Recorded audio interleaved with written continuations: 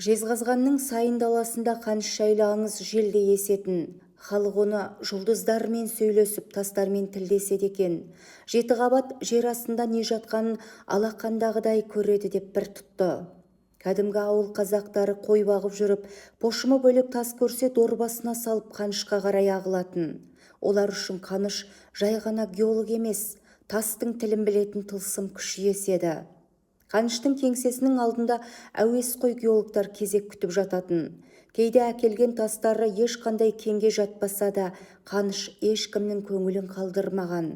Ол түкке тұрмайды деп жанауыртар сөз айтпайтын.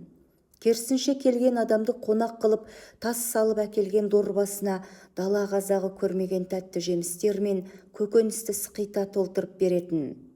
Тіпті қақаған аязда кеңсесіне тоңып келген қарияға үстіндегі әдемі қара тонын шешіп беріп, өз үйіне ескі күпімен қайтқан екен.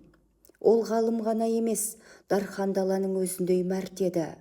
Бірақ 1937-38 жылдардың соғыс желі Қанышты да айналып өтпеді. Оның Мәскеудегі қолдаушылары бірінен соң бірі репрессияға ұшырап атылып жатты. Бір күні Мәскеуден қаржы кесілді, ешқайда арызданбаңдар деген суық телеграмма келеді.